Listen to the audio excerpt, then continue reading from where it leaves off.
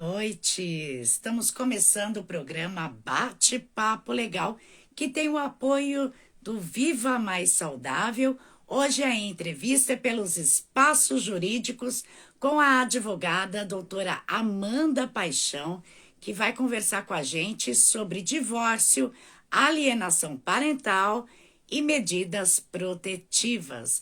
Uma boa noite a todos, lembrando que o programa Bate-Papo Legal tem transmissão pelo canal TP Fest. Vamos. Pode estar enviando a sua pergunta que a gente faz no decorrer da entrevista. Estamos ao vivo com transmissão pelo canal TP Fest. Olá, Olá, uma boa noite, doutora. boa noite, tudo bem, Rita? Tudo bem?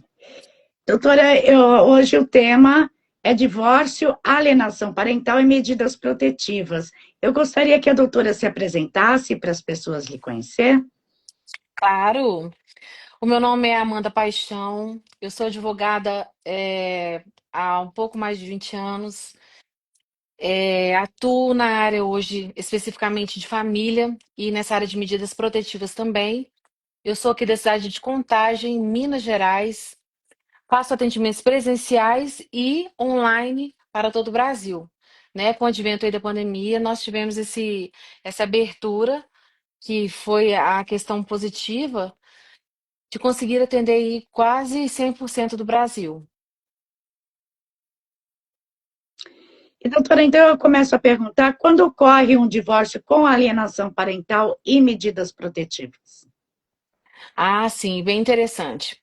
Ocorre um divórcio com alienação parental e medidas protetivas quando há conflitos intensos entre o casal.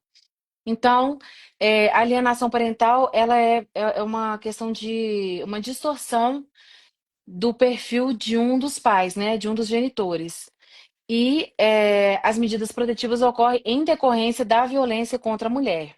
Então, quando existe esse conflito com o casal, possivelmente vai desaguar aí em alienação parental, que é a distorção do perfil de uma das partes aí, e em havendo necessidade da aplicação de medidas protetivas.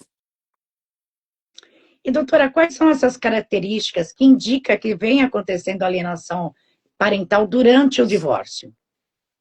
Então, vai muito do comportamento das crianças, do comportamento dos filhos. Os filhos, eles passam a... Muda, né? Muda o comportamento mesmo. Porque quando há distorção, quando tem uma parte tentando distorcer a imagem do outro genitor, né? Ou a genitor, ou o genitor, algum deles está distorcendo, os filhos, eles mostram aí uma alteração na mudança de comportamento. Então, essa criança, ela pode ficar mais sensível, pode ficar mais agressiva, pode apresentar problemas na escola, pode apresentar problemas junto aos familiares e dentro de casa também. Essa criança ela pode ficar mais retraída, ela pode ficar um pouco mais agressiva e gera um medo na criança mesmo, né? Em meio a esse caso concreto, a toda essa situação aí. E quais são os documentos necessários para a comprovação da alienação parental? Então, a alienação parental, assim, né, começa pelos indícios dessas alterações, né, das próprias crianças.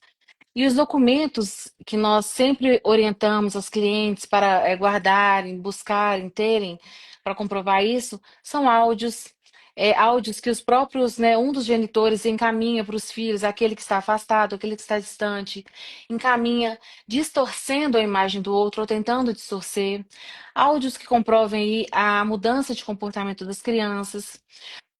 O próprio testemunho de professores, né? Nós já atendemos muitos casos aí de professores testemunhando que os alunos também sofrem essa alteração no âmbito escolar.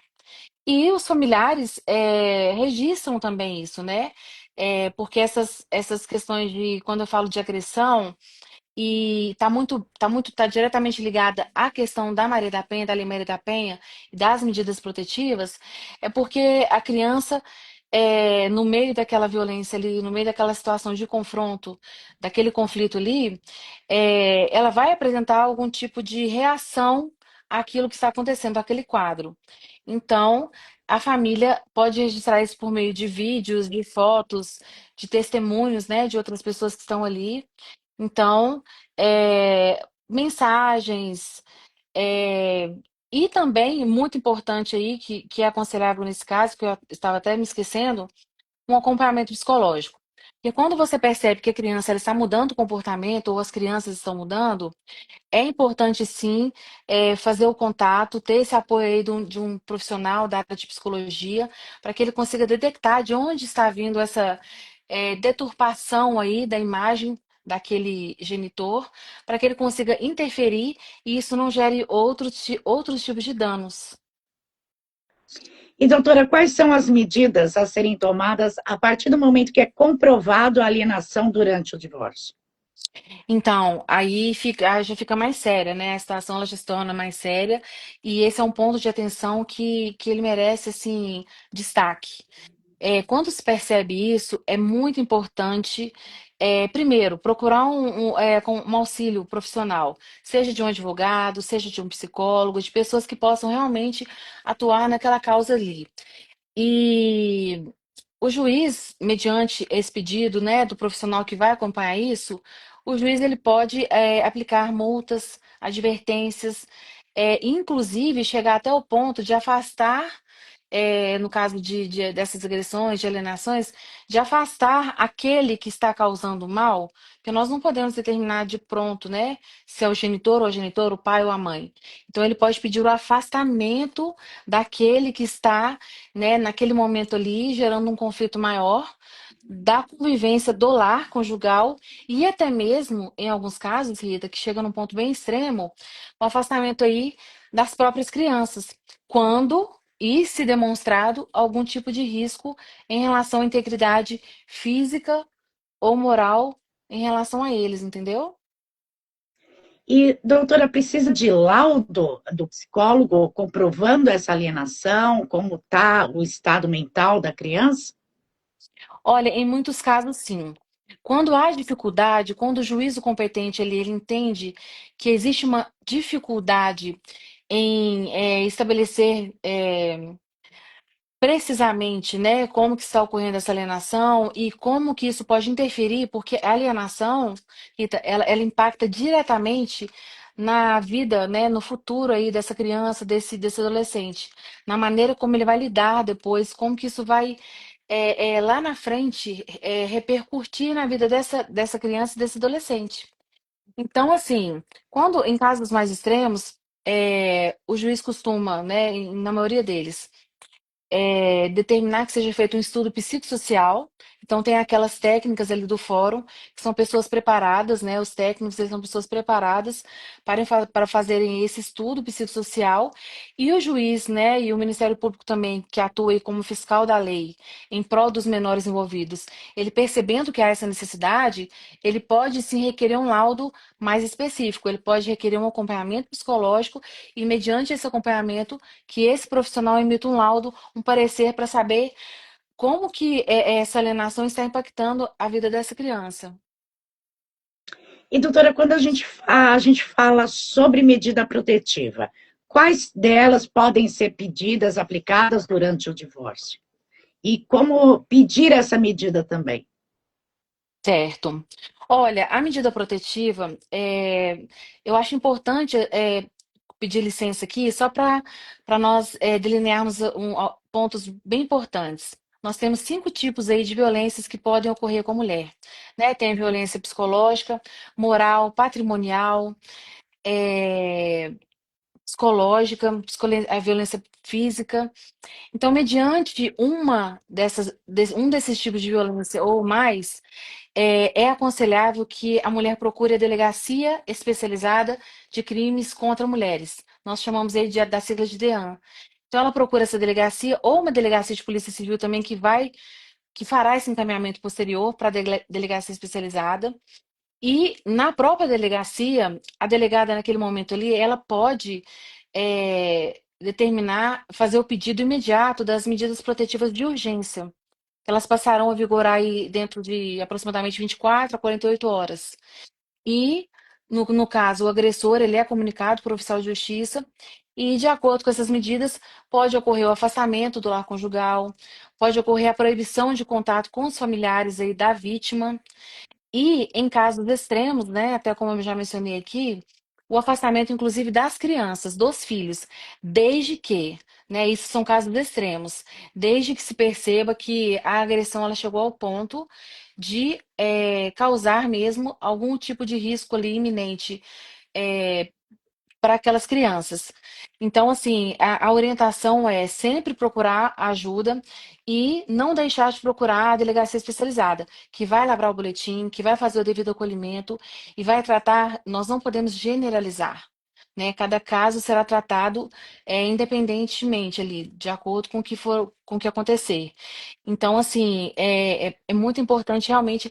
E não somente isso situações que podem até salvar a vida, né, das pessoas, como em casos aí de supostos feminicídios, é, contar, né, abrir o jogo com a família, com os amigos, pessoas mais próximas, para aquelas pessoas que você possa recorrer, né, aquelas pessoas que você sabe que estão ali segurando sua mão, que podem te auxiliar nos momentos ali mais críticos.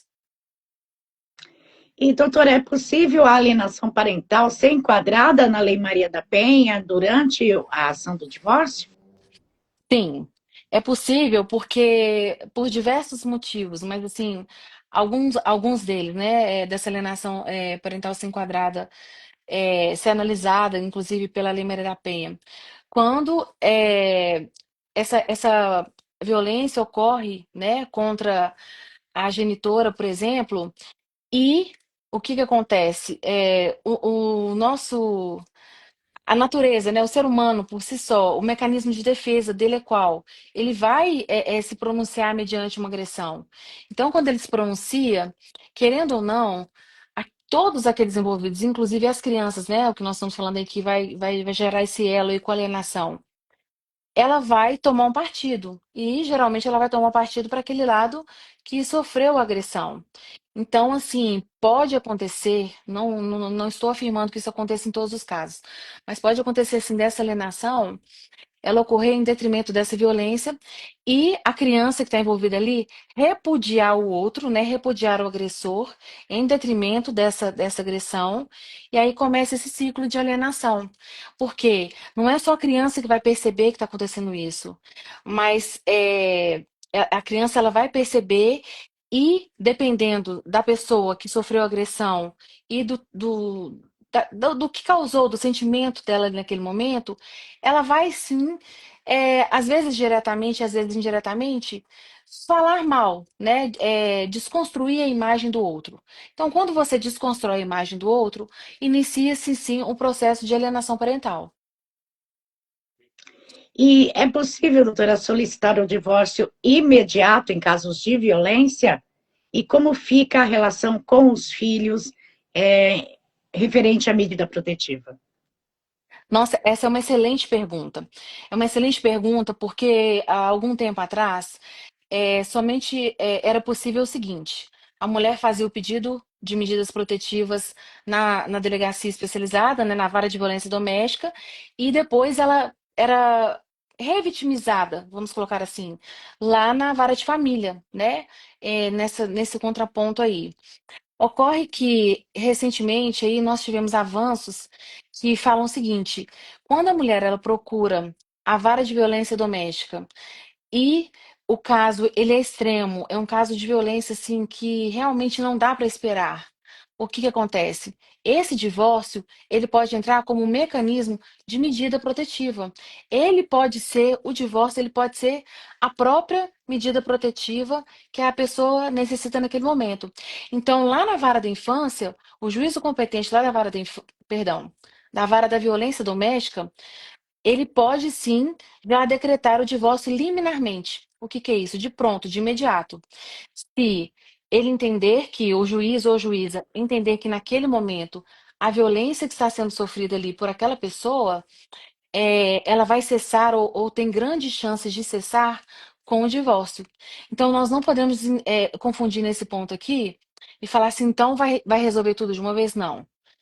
vai acontecer de decretar liminarmente ali o divórcio, ou seja, falar não existe mais uma relação marital aqui entre essas pessoas. Mas as demais questões, que é partilha de bens quando houver, alimentos, pensão, guarda, convivência, isso vai para várias famílias. Mas com um ponto de atenção e de observação também.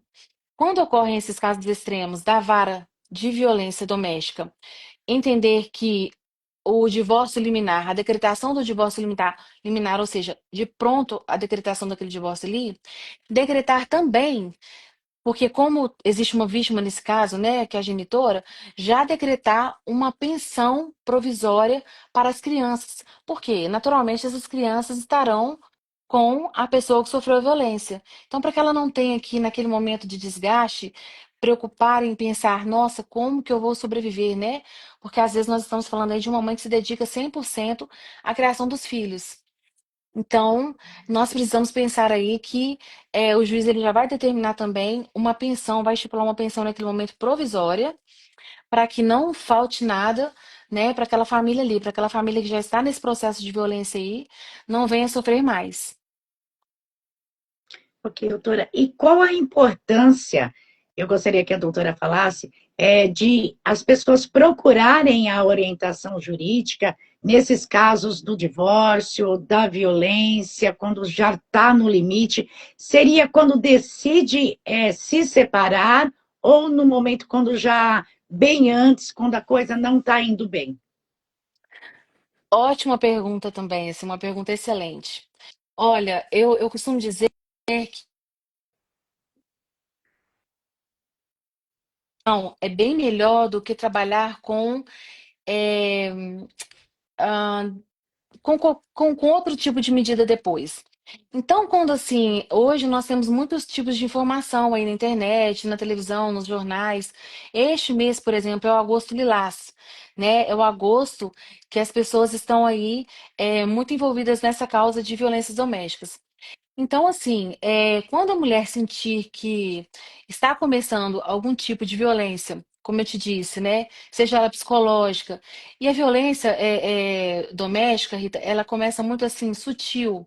Começa com aquela questão assim, troca essa roupa, não sai com essa roupa aí não, que eu não gostei, tá feia, eu não gostei, tá errada. Ah, chegou em casa e falou assim, peraí, você não fez nada o dia inteiro? Perceber que está ocorrendo essa violência. Então, qual que é o ideal? O ideal é procurar um profissional, né? E esse profissional ele pode ser um advogado, ele pode ser um psicólogo, pode ser a própria delegacia especializada de crimes contra a mulher, né? E saber o seguinte, e falar o seguinte: é, eu estou passando por essa e essa situação. Então, todas essas pessoas, esses núcleos que eu citei aqui, esses entes que eu citei aqui, eles estão preparados para fazer o devido acolhimento.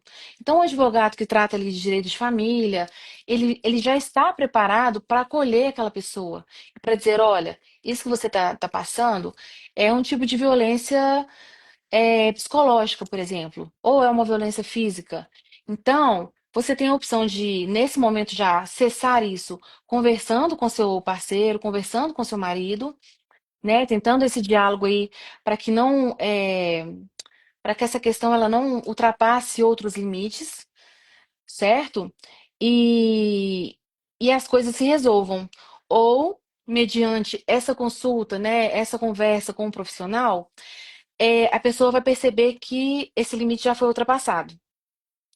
Então, a gente vai perceber nessa consulta aí se dá para salvar, né? Dá para ter essa conversa, esse diálogo, que é sempre importante resolver por meio do diálogo, evitar mais conflitos, evitar conflitos assim mais drásticos, mais extremos, ou realmente já falar assim, não, chegou num momento que realmente talvez seja o caso de você pensar aí é, numa separação. Porque enquanto tá dando certo, ótimo. Mas se não estiver dando certo mais, se não estiver, se não estiver bom para ambas as partes, o melhor é que cada um siga a sua vida, siga bem, que viva bem. E, sem demagogia, Rita, consiga ter um relacionamento saudável, em prol, inclusive, dos filhos também. Né? Mesmo havendo aí um rompimento conjugal, mas para que os filhos não sofram com isso, com essas questões, com esses conflitos. Com certeza, doutora. E a gente vai para o quadro Perguntas e Respostas dos Internautas. Eu até tenho uma pergunta que a gente tem bastante relato, às vezes, doutora, de casais que ainda estão em relacionamento, não se separaram, e acabam ainda praticando a alienação parental com os filhos, que é identificado por pessoas que estão fora do relacionamento e até mesmo na escola. Quando isso ocorre, como deve ser procedido? Deve chegar nos pais? Como funciona, doutora? Então, Rita, vai depender muito do tipo de relação que essa pessoa tem com as partes envolvidas. Vamos lá, vamos dar alguns exemplos aqui para ficar mais claro. Por exemplo, se for na escola, se a professora, o professor, a diretora, né, a coordenadora ali daquela escola, ou até mesmo a assistente social, ela perceber que a criança está apresentando mudanças no comportamento, é muito importante ela agendar uma reunião com os pais, seja em conjunto ou seja separadamente. Ela vai ter aquela visão ali de perceber a situação como um todo e falar assim, não, está no momento de eu chamar os pais aqui para conversar e tentar aquela conversa com os pais, e mediante a conversa ela vai compreender que os pais não estão no momento tão bom do relacionamento. E aí farão os devidos encaminhamentos. Um dos encaminhamentos possíveis aí, eu te falo como hoje eu não estou como conselheira tutelar, mas já estive durante 4 anos como conselheira tutelar, já atendi alguns casos aí nesse sentido, né? Muitos casos, inclusive. É fazer esse encaminhamento para o conselho tutelar. Porque o conselho tutelar também é um órgão de acolhimento. Então, ele fará esse acolhimento, né? Já aconteceu, vou dar um exemplo aqui sem citar nomes, mas já aconteceu assim de ser procurada no conselho tutelar por uma assistente social que não conseguiu ter acesso aos pais e falou o seguinte: olha, nós estamos com uma criança, né, com esse quadro aqui, ela mudou o comportamento com os coleguinhas, ela está mais agressiva, ou então a criança fica muito retraída, as notas começam a baixar na escola. E aí essa pessoa na época nos procurou e no conselho nós conseguimos fazer esse chamamento dos pais, confirmamos que os pais estavam naquele momento passando por um momento difícil no relacionamento, fizemos aconselhamento e, e fizemos encaminhamento também para psicólogo. E aí percebe como que esse tempo aí você consegue salvar essa família? Mas em se tratando, por exemplo, assim, de pessoas, de familiares. Exemplo, uma irmã percebe que a outra está, né, passando por uma situação que seja aí de algum tipo de violência, né? Ou mesmo de alienação. É importante que a família tenha essa abertura para conversa. Então, se há essa abertura na família, no núcleo familiar ali, é o mais importante. Nós sabemos que, eu vou até pedir licença para usar um ditado aí, que eles costumam falar que o interessante é lavar roupa suja em casa. É sobre isso, Rita. Então, nós podemos descomplicar o direito. Então, como que nós descomplicamos isso? Trazendo essa conversa para o dia a dia, trazendo essa conversa para a mesa. Mesa é lugar de relacionamento. Mesa é lugar que nós podemos sentar ali e ter um diálogo saudável, né? E colocar a situação. E mais importante do que só colocar a situação, estender a mão. Se eu percebo que eu tenho um ente familiar, uma pessoa querida, um irmão, um cunhado, uma tia, né? Alguém que esteja passando por esse tipo de situação, eu vou oferecer minha ajuda. E aquela pessoa que naquele momento às vezes estava assim. Acontece muito, Rita, das pessoas se sentirem envergonhadas, né? Das pessoas que estão passando por um tipo de violência. Quando nós falamos isso aí, seja de qualquer espécie, ela se sentir culpada e envergonhada de pedir ajuda, em pedir ajuda. Então é muito importante essa pessoa ter esse espaço, né?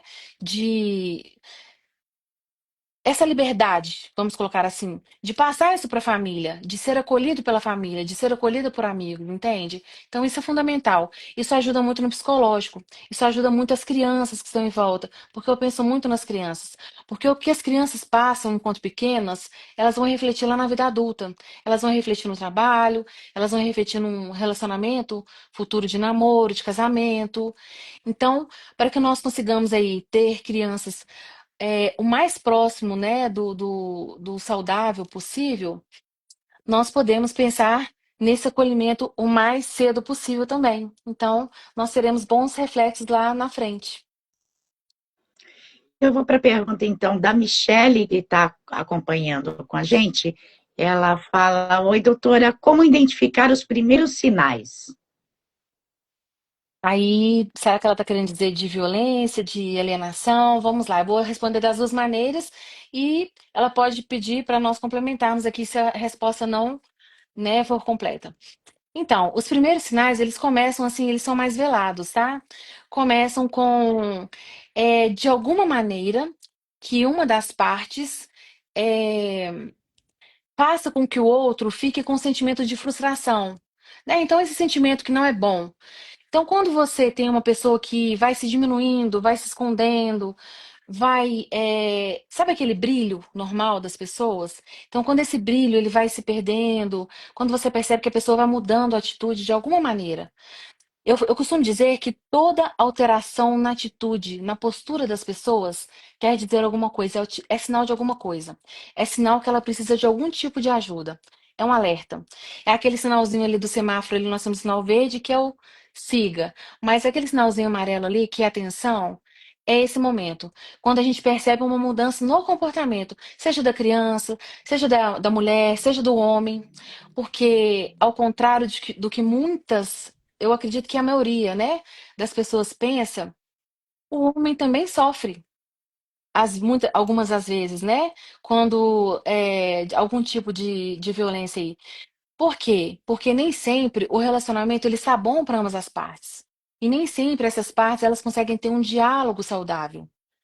Então, e em relação à criança, que é a resposta também que nós não sabemos, né, para completar essa pergunta, a criança ela pode mudar o comportamento dela na alimentação, pode mudar a rotina dela do sono, pode dormir menos ou dormir mais. Uma criança, por exemplo, que vai para o quarto, fica muito tempo lá, é importante dar uma olhadinha. Peraí, deixa eu dar uma olhadinha, o que que ela tá fazendo, se ela tá conversando com um amiguinho no celular, se ela tá jogando, se ela tá estudando, se ela tá dormindo.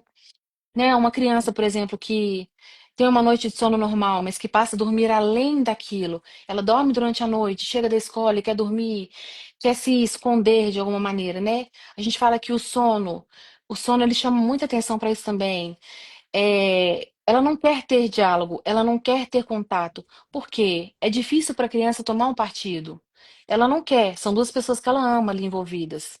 Então, o natural é que essa criança, ela apresente sinais também, seja na alimentação, ela passe a se alimentar menos ou não se alimentar, né? Ela não queira tomar banho, é um sinal também.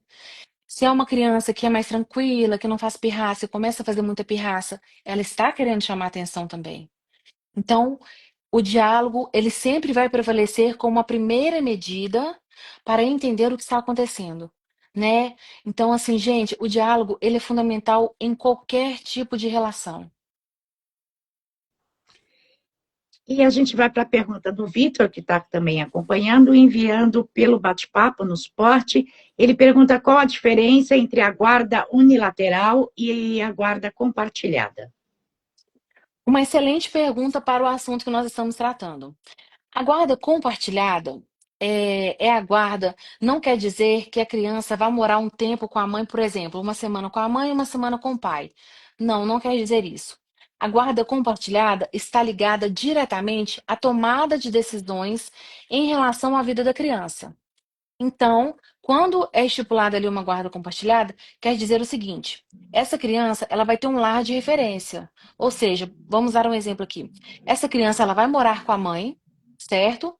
Mas será estipulado ali uma convivência em que ela, em dias específicos, em finais de semanas, né, para não atrapalhar os estudos, tudo pensando no o melhor interesse da criança.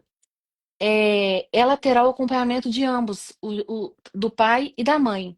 E isso está ligado a reuniões na escola, está ligado a consultas médicas, está ligado a viagens, está ligado a tudo relacionado à vida da criança, ao lazer dessa criança, né? Tudo que essa criança precisa para ela sobreviver e se desenvolver bem, tá? Ao passo que a guarda unilateral é a tomada de decisões somente por aquele que detém a guarda. Então, está definido ali o lar de referência. Vamos dar o exemplo aí da mãe, só para não confundir ninguém. E o juiz entendeu naquele momento que o ideal para aquela criança é uma guarda unilateral, por algum motivo, né? Que alguma coisa não está bem. E aí nós entramos nesse assunto que nós estamos abordando, no caso das medidas protetivas. Em alteração recente, tá, na Lei Maria da Penha, ficou estipulado, restou determinado que a criança que está, perdão, que a mãe que foi vítima de violência doméstica, ela pode requerer a guarda unilateral, ou até mesmo essa guarda unilateral será fixada de ofício pelo juiz, ou seja, o juiz ele não vai esperar nem que aquela mãe faça aquele pedido. Ele percebeu que aquela mãe chegou até aquele juízo competente ali por meio, né, de uma agressão e tem a medida protetiva, então será fixada a guarda unilateral. Então hoje existem muitos olhos, né? A lei ela está muito atenta a essa questão aí, visando sempre o melhor interesse da criança, o desenvolvimento da criança e do adolescente. E a gente tem a pergunta enviada também pelo suporte, foi pela Bianca. Ela pergunta quais são e como ela faz para escolher o regime de casamento. Ah, certo. Olha, o regime de casamento, ele vai determinar aí, o regime de casamento, só para nós entendermos, né, nesse contexto aí, ele vai desaguar lá no divórcio.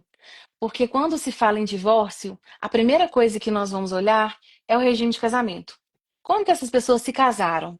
Então, o regime de casamento, essa escolha do regime de casamento, ela é feita no momento em que dá entrada nos papéis para o casamento. E aí nós temos o regime, né, rapidamente falando, comentando, nós temos o regime de comunhão parcial, o regime de comunhão universal de bens, o regime de separação total e o regime de separação, é, o regime de separação final nos aquestos.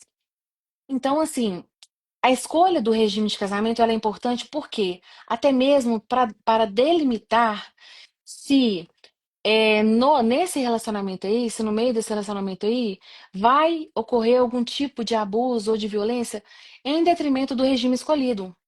Vou dar um exemplo. Vou pedir licença, vou dar um exemplo. Por exemplo, o casal ele vive em regime de comunhão parcial de bens. Isso foi até um caso recente do nosso escritório. E a pergunta, né, eu não posso citar nome, mas eu posso citar o caso, né, que eu acredito que vai tirar dúvidas de muitas pessoas.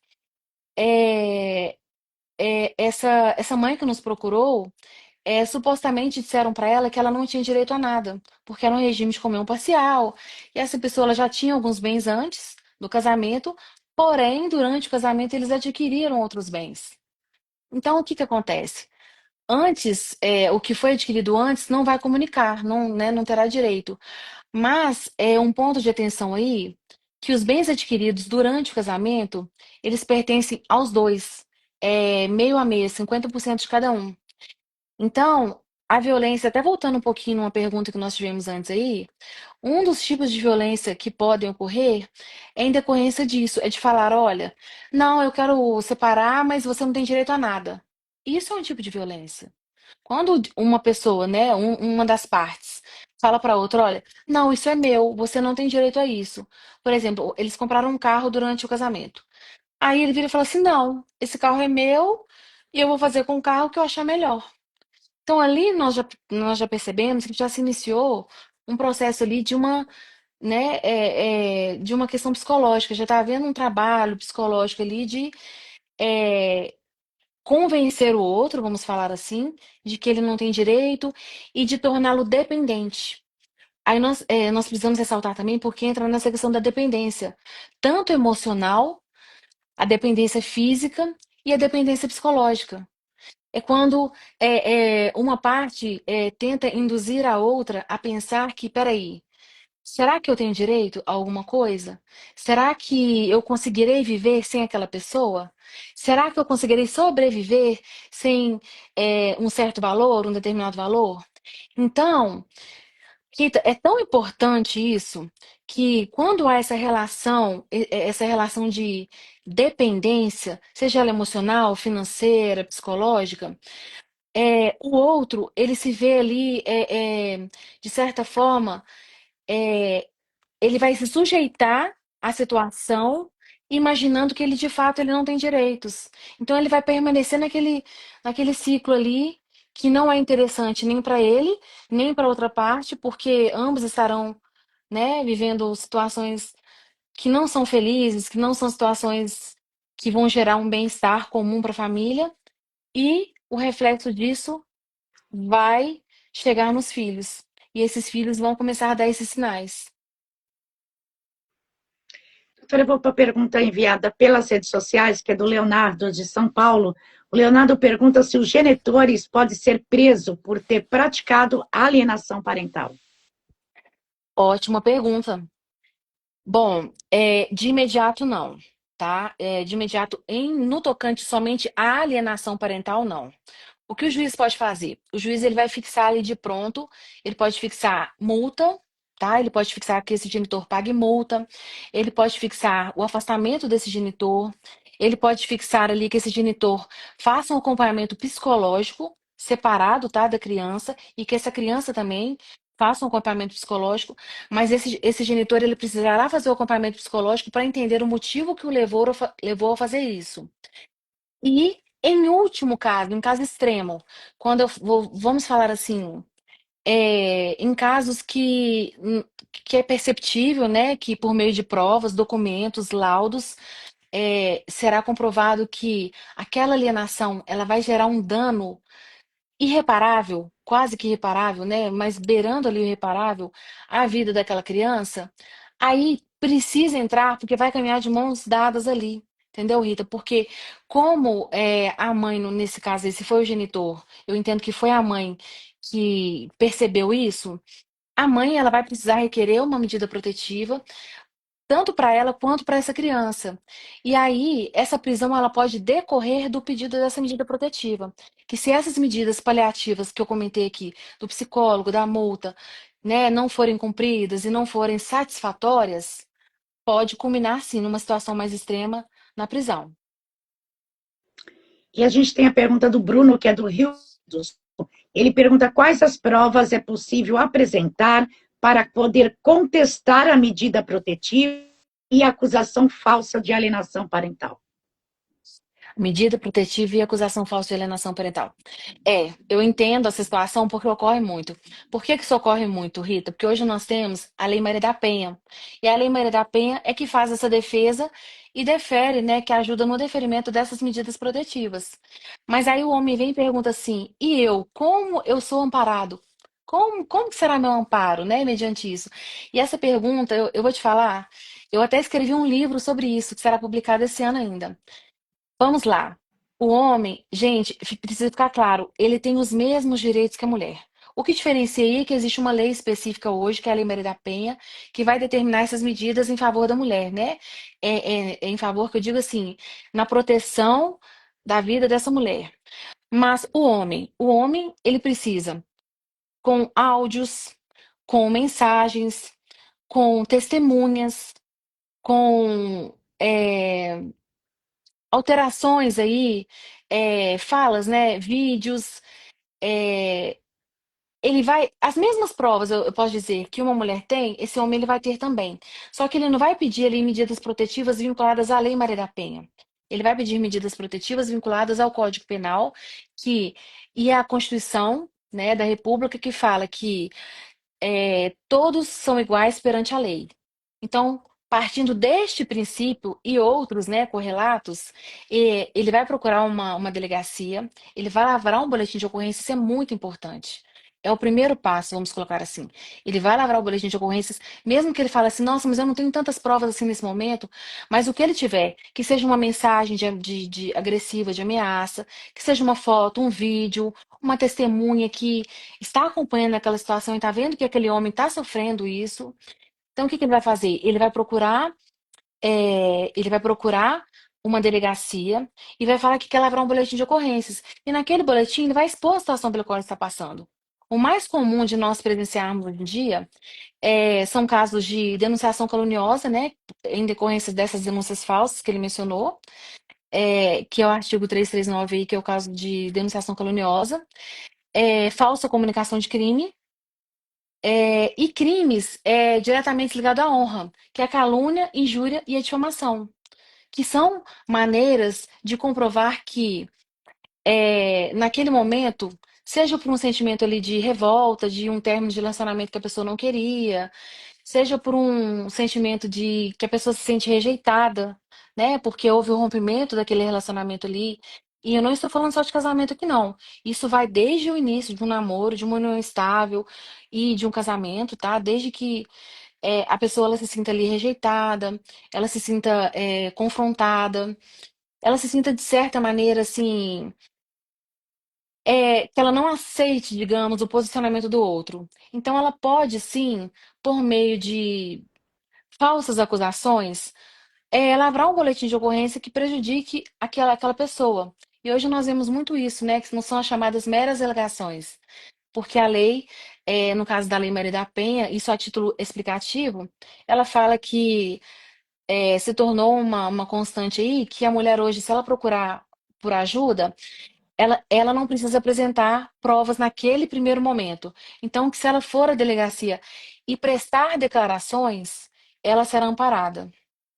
Então, essa é uma queixa muito comum que nós ouvimos diariamente e muito mesmo, e que os homens precisam entender que eles têm o mesmo direito. Eles vão procurar a delegacia, levar um boletim de ocorrências e vão guardar tudo que eles tiverem de prova. Tudo é prova hoje. Hoje nós temos o celular, né? Nós estamos comunicando aqui por meio do celular e da internet. Então, gente, com o celular na mão, fica até uma dica aqui para qualquer uma das partes. Tem o celular na mão, se chegou uma pessoa próxima que você pensa que pode vir a te prejudicar de alguma maneira, fazer algum mal, avisa, olha, fala, eu vou começar a gravar, porque eu quero me defender em caso de ocorrer alguma situação aqui. Então, avise, olha, eu vou gravar e ninguém pode te impedir de gravar. Porque se você está ali naquela situação, se você faz parte daquela situação, né? Se você é uma daquelas partes ali, você tem legalidade, você tem respaldo sim para gravar e comunicar. Olha, eu estou gravando para eu me resguardar e para que isso aqui não gere maiores consequências. Ok, doutor, e a gente vai para o esporte, que é a pergunta do Felipe, de Minas Gerais, da cidade de Oliveira. Ele fala: minha ex já e, e o seu antigo relacionamento fundamental teve a atenção a esses limites de violência. Ele está falando aqui, não entendi muito bem a pergunta dele, esporte, mas se puder mandar aí. Fala que a ex já sofreu e já passou por isso num antigo relacionamento, e a intenção de limites na violência. Mas ele não concluiu a pergunta, né? E a Tá, gente tem outra dúvida. Tem outra dúvida aqui, eu vou esperar o suporte responder para a gente. Eu vou passar para a pergunta do Vitor, que é o que fez a pergunta anterior. Ele pergunta, doutora, eu tenho mais uma dúvida: como identificar a alienação parental? sim. A alienação parental, nós identificamos aí por meio da mudança de comportamento, né? Quando uma das partes, ela tenta desconstruir, vamos falar assim, a imagem do outro. Então, quando há uma desconstrução, quando há quando uma parte dificulta o contato com a outra parte, por exemplo, nós já tivemos casos, para dar um exemplo, para ficar bem claro isso. Por exemplo, retira o celular da criança para a criança não tenha contato com o outro, com o genitor ou com a genitora. Isso é um tipo de alienação. Isso é um tipo de você identificar o que está acontecendo. E quando, por exemplo, a criança ela está ali na presença de um genitor e ela fica o tempo todo ali, em qualquer oportunidade, ela fica escutando assim, olha, de uma das partes. O fulano fez isso. O fulano fez aquilo, mas no intuito de desconstruir, ou seja, de falar mal, de não falar bem da outra pessoa. Então, nós podemos identificar, sim, que há uma tentativa, né? E essas tentativas, geralmente, elas terminam, né? Culminam na própria alienação mesmo, de gerar essa alienação. Essa alienação é nada mais que nada menos do que convencer uma pessoa, convencer a criança, convencer o adolescente que a outra parte não é boa para você. É dizer assim, olha, criança, adolescente, eu estou aqui, mas a outra parte, ela não vai acrescentar para você.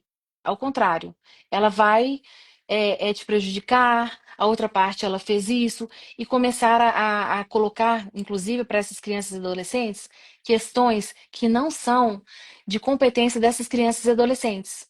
Questões que devem ser resolvidas entre os adultos, mas que os adultos tentam colocar na mente dessas crianças e acabam aí incorrendo na alienação parental. A pergunta, então, do Felipe, o que ele quer saber é se é fundamental ter atenção aos limites da violência. Nossa, é importantíssimo, é assim, é essencial, né? Porque, como eu falei, eu preciso repetir isso, né, com o perdão aí de ser redundante, mas a violência ela começa velada, ela começa. Vou dar exemplos aqui, gente, porque eu acho que exemplos facilita muito, né? Por exemplo, assim, quando Sim, fala assim, uma pessoa vira para outra e fala assim, o marido fala com a esposa assim, você tá muito gordinha, você precisa emagrecer. E aquilo, né, dependendo, ofende a pessoa, pode chegar até o nível de depressão. Ou o contrário, a esposa fala com o marido e fala assim: não, por exemplo, não tô gostando não, você tá com a barriguinha muito grande, eu não tô gostando disso não.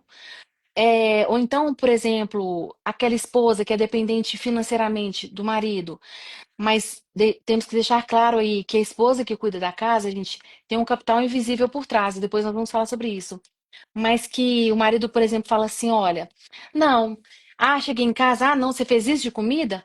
Pode esquecer, então esse mês eu não vou. Por exemplo, você tem o costume de comprar os cremes que a esposa costuma usar, né? Os produtos que ela precisa ali. Esse mês também eu não vou ajudar com comprar esses produtos, não, porque já que você não está fazendo uma comida boa, uma comida do jeito que eu gosto, eu também não vou fazer isso para casa, ou eu não vou comprar isso para as crianças, ou eu não vou ajudar dessa forma. Ou então, acontece também dele falar assim: você quer saber? Eu vou sair com os meus amigos. Se você quiser, você fica em casa, você não tem dinheiro para sair mesmo? Isso já começa, isso já é um ponto de atenção. Então, peraí, quando o diálogo termina, começa o ponto de atenção. Quando a ofensa ela inicia, começa o ponto de atenção. E essa ofensa, ela pode começar quando eu falei, como eu falei, quando eu não aceito o outro do jeito que ele é. Eu posso até não aceitar, mas há maneiras de se falar, né? Quando eu chego, né, vamos fazer esse bate-bola aqui. Por exemplo, se eu fosse o seu marido, chegasse e falasse assim: "Nossa, Rita, eu acho que, por exemplo, né? Um exemplo, gente, isso é exemplo, tá? Rita, eu acho que se você cortar o seu cabelo no ombro, você vai ficar mais bonita. Mas você não acha isso. Você se sente bem, você se sente, né, confiante com seus cabelos longos, maiores. E da forma como isso foi falado, tem duas maneiras de falar, vamos exemplificar. Não, corta esse cabelo, que esse cabelo assim tá feio demais. Essa é uma maneira de violência. Agora, quando a pessoa ela chega e fala assim: nossa, você é tão bonita, mas eu acho que se você fizesse um corte assim ou assim, você ficaria ainda mais bonita. A pessoa ela disse a mesma coisa, porém de maneiras diferentes. Mas quando essa fala, né, ela vai para esse ponto aí de menosprezar, diminuir o outro de alguma forma, é um ponto de atenção, gente, porque aí já começou o desrespeito, né? Porque o meu limite, ele começa onde termina o do outro. Então, é, se eu me sentir desrespeitada de alguma maneira, é um sinal. É um alerta, é o sinal amarelo ali ligado para não chegar no vermelho. Então, a comunicação, ela é muito importante. com certeza. Fora aquelas também, né, que proíbe, né, de sair, né? Eu não quero que você vai. É diferente também a maneira de falar também, né, doutora? Então já caracteriza aí também uma violência psicológica também naquela outra pessoa, de uma ameaça, sem ser uma ameaça, mas querendo, impondo, né, a vontade do outro. Sem dúvidas, Rita, e esse exemplo seu foi maravilhoso.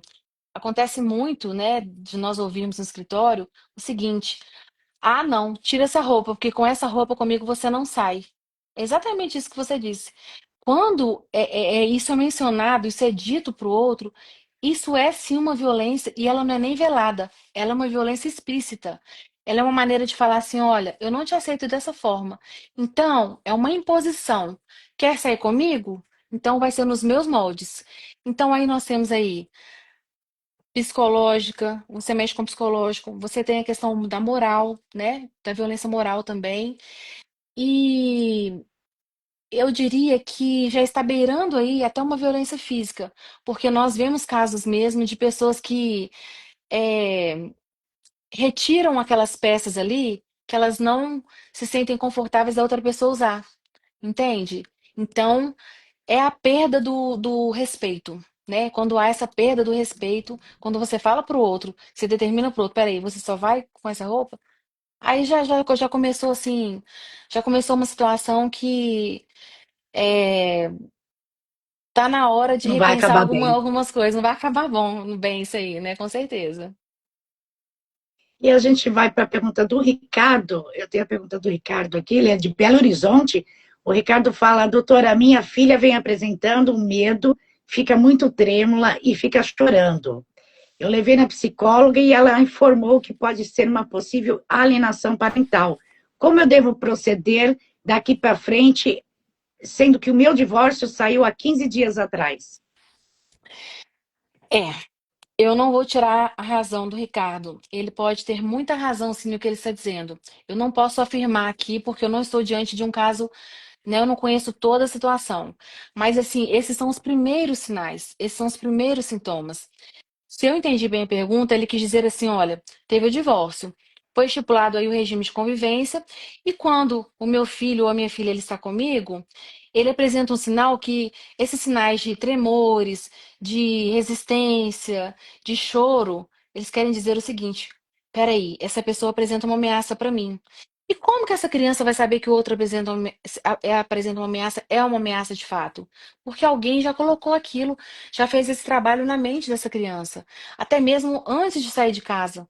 Acontece muito, Rita, infelizmente, né? Eu já vi casos aí durante 4 anos no Conselho Tutelar e vejo aí com 20 anos de atuação no direito, pelo menos, é, a rejeição, ela leva muito a isso.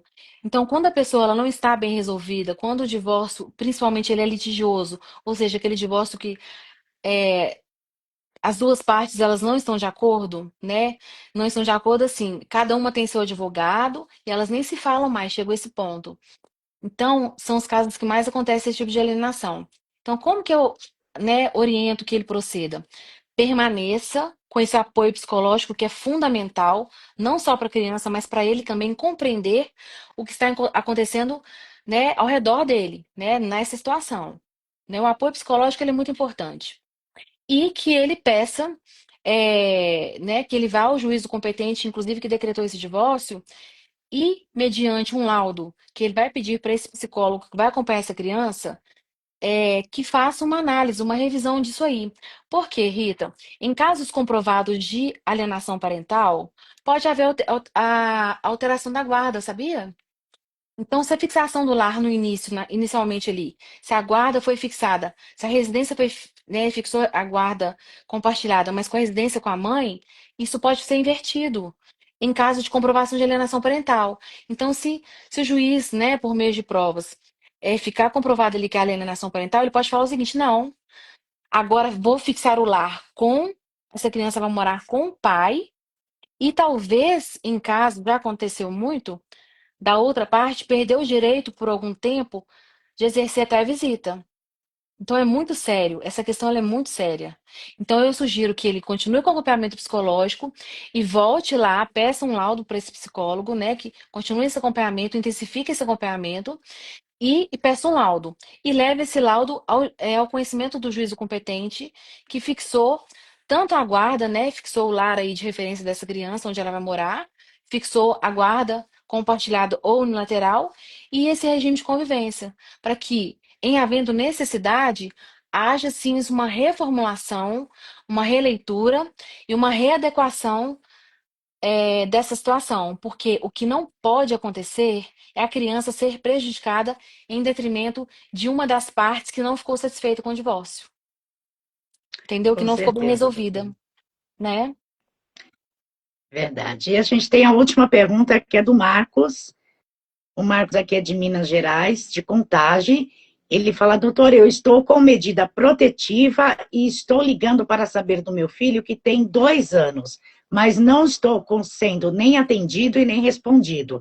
Como eu devo proceder?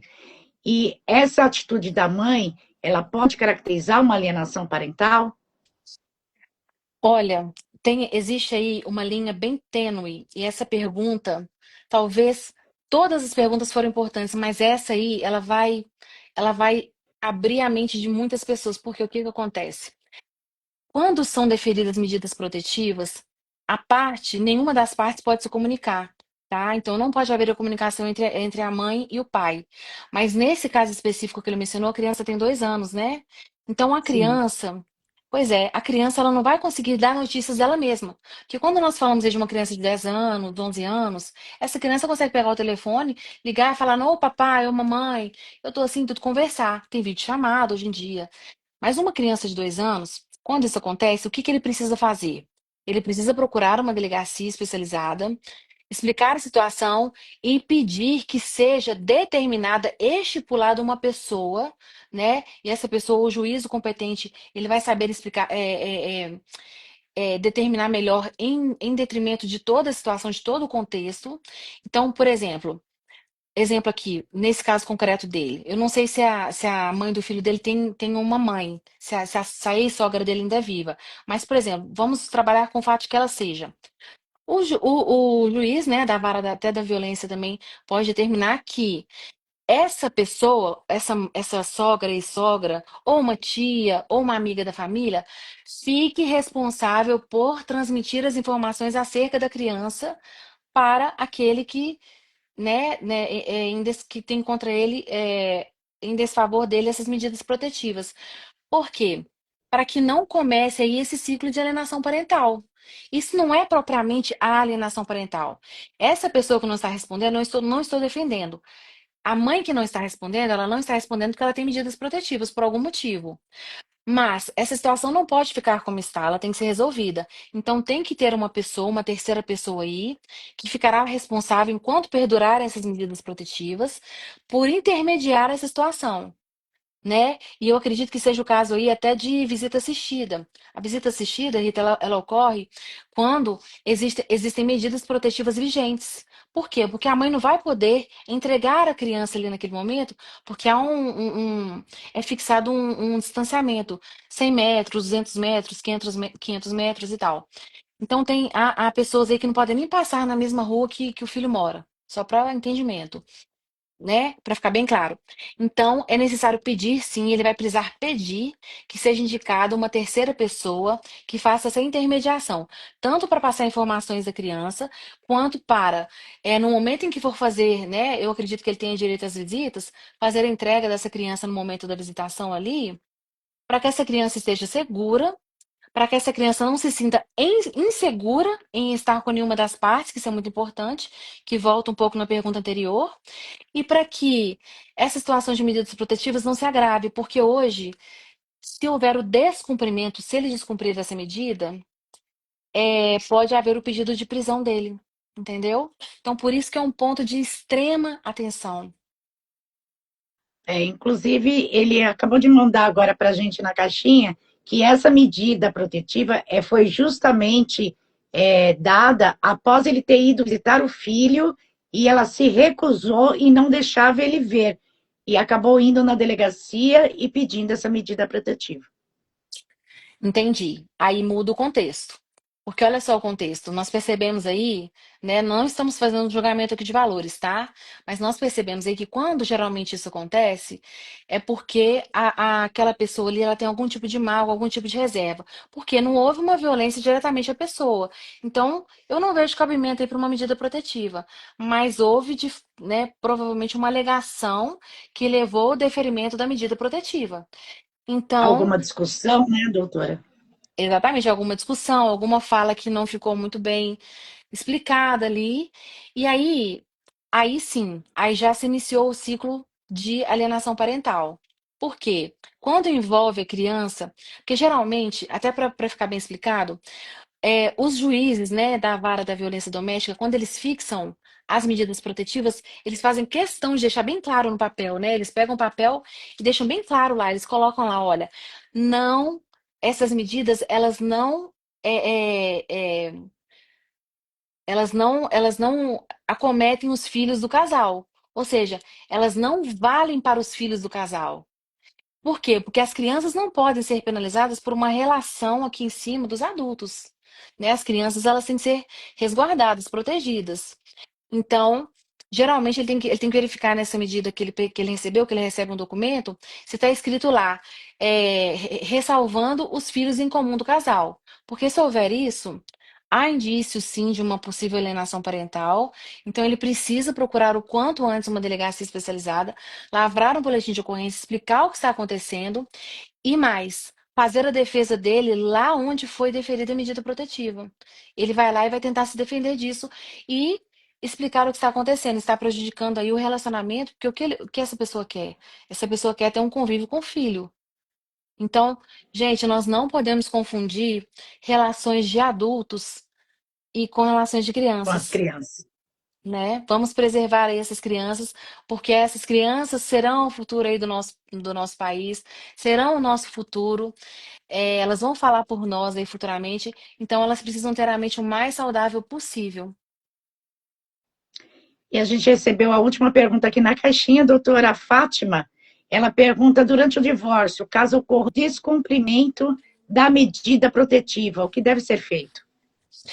Olha, deve ser comunicado de imediato o juízo competente, a vara, né, de violência doméstica, ou naquele momento, eu não sei se for o caso, a delegacia especializada em crime contra mulheres, e o juízo competente, seja da vara de violência doméstica ou o próprio juiz do divórcio, vai pedir a manifestação aí do Ministério Público e da vara competente para, infelizmente, requerer a prisão dessa pessoa que descumpriu as medidas. Porque a sanção do descumprimento das medidas protetivas é a prisão, né?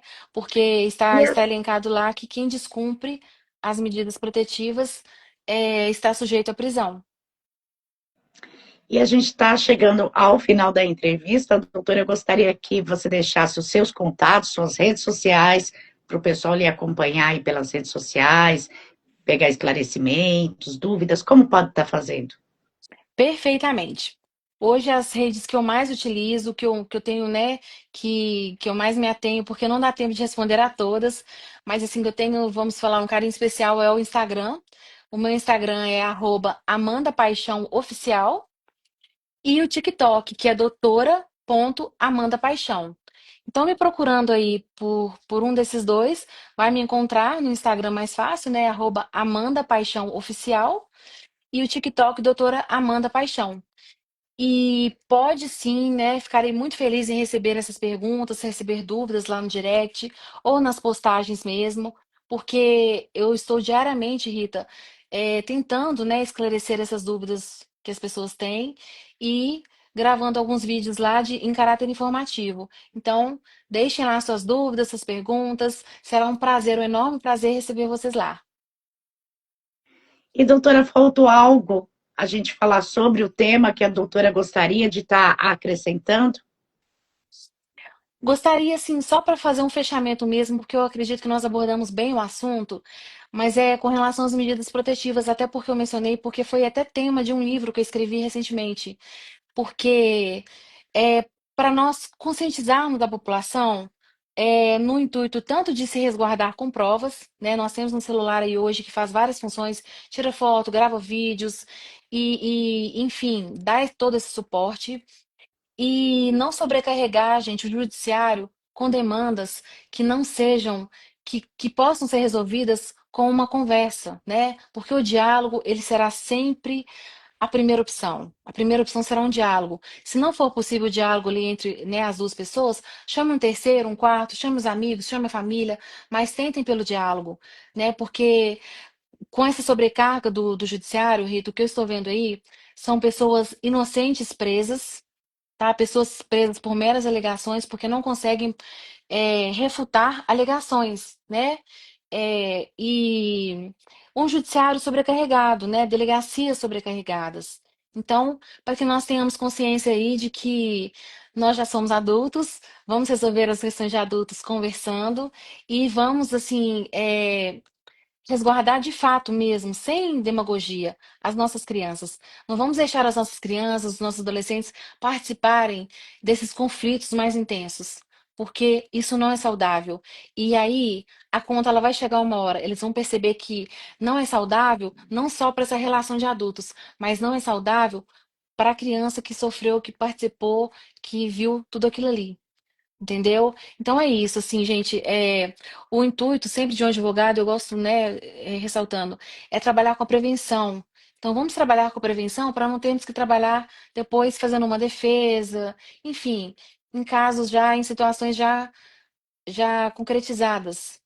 Mas vamos trabalhar aí com a prevenção. Tem dúvida? Agenda uma consulta com um advogado da sua confiança, procura um profissional e converse com esse profissional. Com certeza esse profissional está apto, está capacitado a te informar, esclarecer e te conduzir para o melhor caminho. Ok, doutora. E a gente vai para o quadro Falando a Verdade, que é uma pergunta específica para a doutora. E a pergunta é: o que o direito representa para você? Nossa, que pergunta! Uau! O direito, o direito, ele representa a minha vida. O direito, ele representa a minha essência. Porque desde que eu me entendo por gente, como dizia meu pai, ele ainda diz isso, ele repete muito isso, ele fala assim, minha filha, você tem um senso de justiça muito apurado. E de fato, eu tenho esse senso de justiça muito apurado. Então, assim, o direito, ele não é só uma profissão. Ser advogado hoje para mim não é só uma profissão. Ser advogado hoje para mim é uma realização. Realização pessoal, uma realização profissional, é saber que, de alguma maneira, como operadora do direito, porque o advogado ele é operador do direito, eu posso contribuir, né, para ajudar uma família, para ajudar uma pessoa a se defender, ajudar em algum tipo de causa, em algum caso. Então, assim, é ser útil de alguma maneira para a sociedade.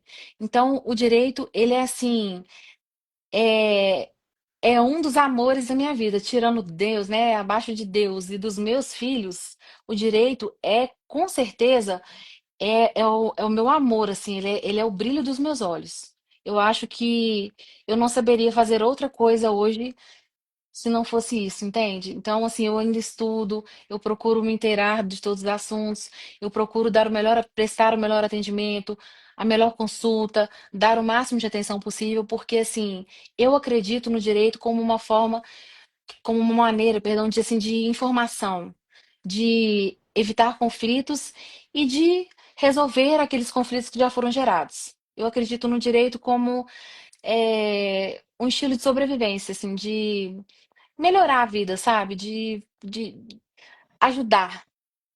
E é uma coisa assim que falar da Amanda e do direito é falar quase que da mesma coisa, entende? É um amor assim que nasceu comigo e eu acredito que vai comigo até o fim.